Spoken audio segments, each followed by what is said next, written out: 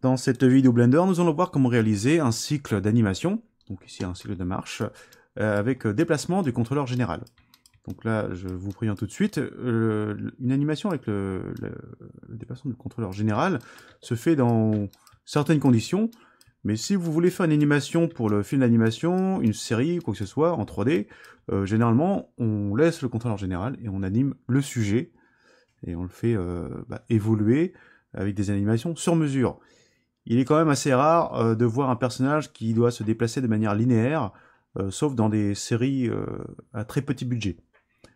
Sinon, pour le reste, donc pour une tournette, pour un exercice de style ou de recherche et développement, ou pour le jeu vidéo, là en effet, on pourra faire donc un cycle d'animation sur place, puis pour vérifier si les pieds sont cohérents, c'est-à-dire qu'ils ne glissent pas, eh bien, on pourra déplacer le contrôleur général juste pour vérifier. Donc allons-y, on va refaire cette animation. Donc, voilà, déjà, je vais l'arrêter, je retourne en frame 1, je sélectionne tous mes contrôleurs, je sélectionne toutes les clés dans la timeline, et je supprime tout ça. Voilà, allons-y, donc là je vais en mettre 0 et 0, je vais expliquer ce que c'est. Donc là, j'ai mon rig. Donc mon rig, c'est vraiment un rig simple, hein, un rig avec un contrôleur général qui fait bouger mes deux petits pieds, donc les pieds symbolisés par des cubes. Donc et puis ensuite, là, je peux déplacer donc mon pied droit, mon pied gauche, donc par rapport à la sens de la marche.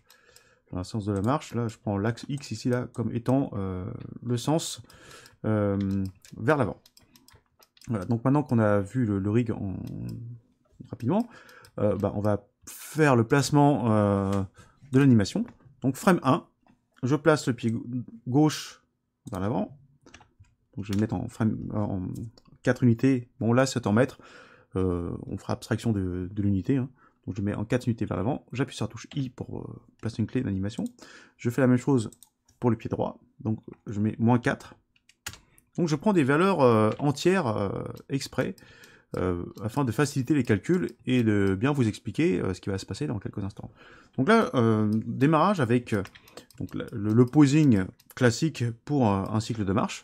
Donc les jambes donc, écartées, mais écartées, c'est-à-dire pied gauche devant et pied droit derrière le personnage. Donc c'est-à-dire comme ça.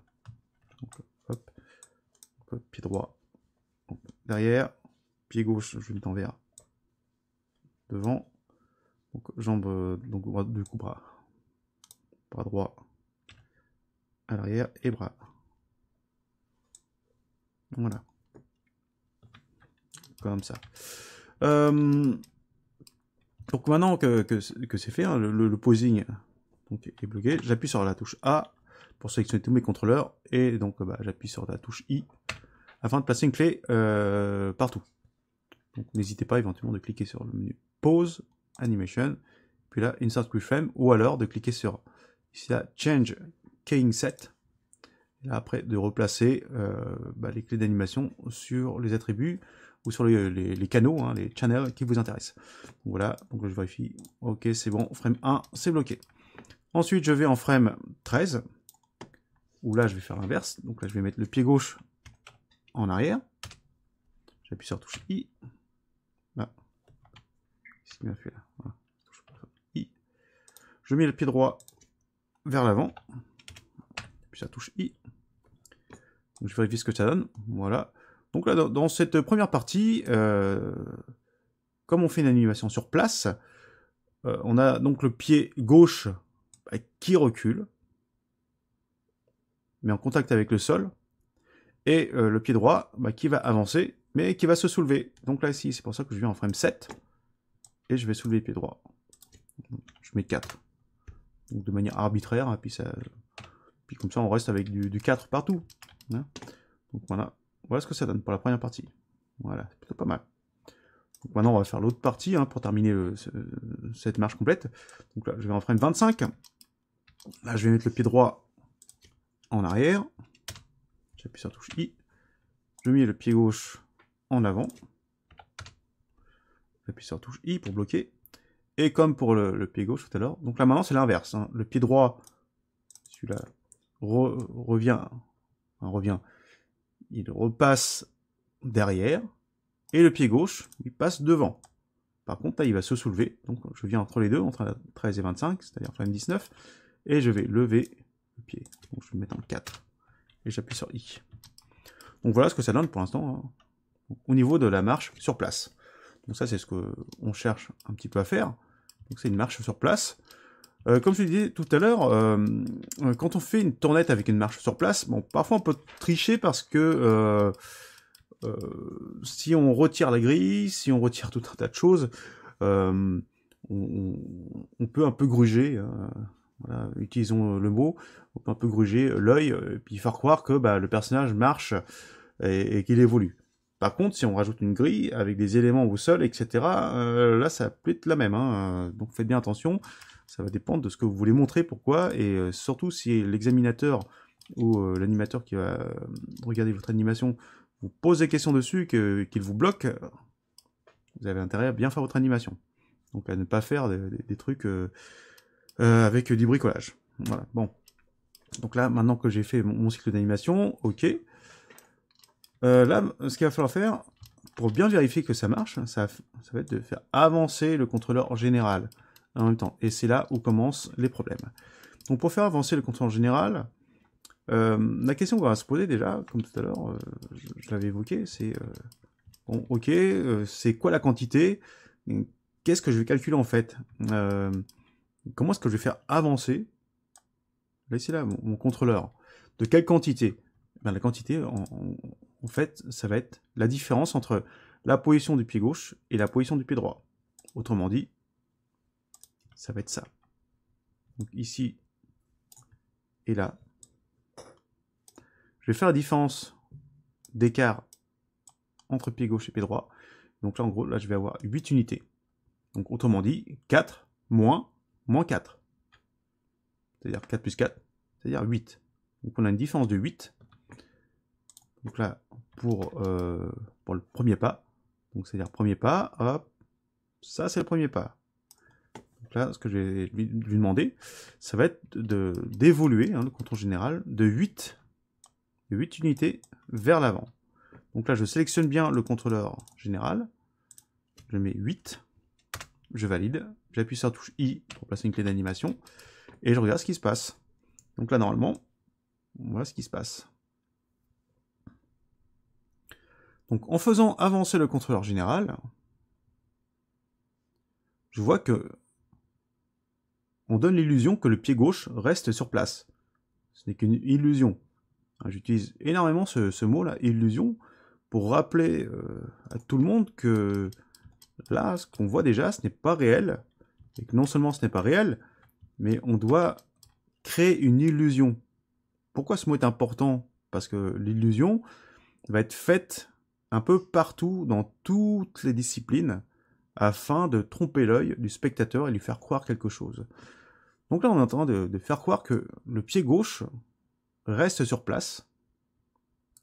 Et on se casse bien la tête avec ça, hein, parce que le contrôleur général, lui, il avance, et en même temps, le pied gauche recule, avec l'animation sur place. Et au final, le résultat donne que le pied gauche, bah, il reste sur place. On a l'impression là qu'il reste bien sur place. Et pareil de l'autre côté. Bon là, évidemment, là, je n'ai pas encore fait avancer, hein, le contrôleur général. Hop. Donc là, ce qu'il faudrait faire, c'est donc reprendre le contrôleur général, aller jusqu'en frame 25 et rajouter les 8 unités pour l'écart du deuxième pas. Donc là, je vais mettre 16 et j'appuie sur I. Et attention, voilà ce qui va se passer maintenant. Tiens, là, qu'est-ce qui se passe? Pourquoi est-ce que les pieds glissent maintenant? Alors qu'il y a quelques instants, ils ne glissaient pas.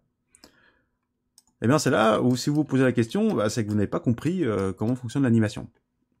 Donc là, je vous invite à retourner sur l'exercice de la balle, qui est un exercice très basique, mais qui va vous obliger et vous forcer à utiliser correctement le blocking et la correction des tangentes d'animation. Donc là, si vous êtes en train de vous poser la question, mais pourquoi ça glisse? Ben, je vous réponds déjà, parce que vous n'avez pas compris comment fonctionne l'animation. Donc vous avez un intérêt sérieux à retourner sur les exercices basiques et à faire ces corrections de tangente. Donc là, je vais dans Windows, New Window. Je me mets en mode Graph Editor. Dans le Graph Editor, ce que je vais faire, c'est que je vais sélectionner déjà donc là, la courbe d'animation du contrôleur général. Et je vois que elle a cette tête. Voilà ce qui se passe avec le contrôleur général. Il y a donc une accélération et un ralentissement. Et juste avant là, de rajouter, donc si je fais des CTRL Z, voilà ce qui se passe. Donc on a une accélération et un ralentissement, mais seulement de 1 à 13. Ce qui fait une compensation assez bonne donc pour la première partie. Sauf que là, en rajoutant le reste, ouais, bon, je vais refaire manuellement. Donc en rajoutant le reste, en frame 25, je fais plus 8, donc c'est-à-dire 16, entrée, I. Vous voyez que la courbe, ça c'était juste, voilà, je vais refaire mieux que ça. Ça c'était avant. Et là, en jaune, c'est maintenant. Donc la courbe ne se comporte pas de la même manière. Qu'est-ce que je dois faire? Bon, déjà, bah, je sélectionne. Donc là, je vais sélectionner seulement la courbe X, le déplacement vers l'avant. Je change son interpolation, je le mets en linéaire. Est-ce que ça va être suffisant?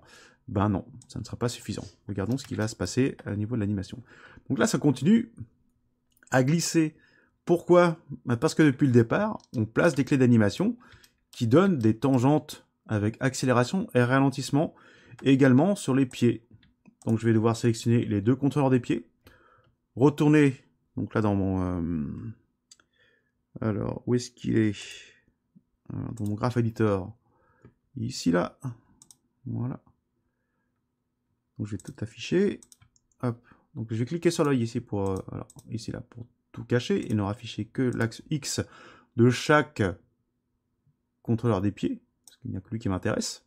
J'appuie sur la touche A pour tout sélectionner, clic droit, interpolation de mode, linéaire, et voilà. Donc en principe maintenant, voilà ce qui va se passer. En faisant la correction des tangentes, on retire ces accélérations et ralentissements qui viennent perturber les calculs.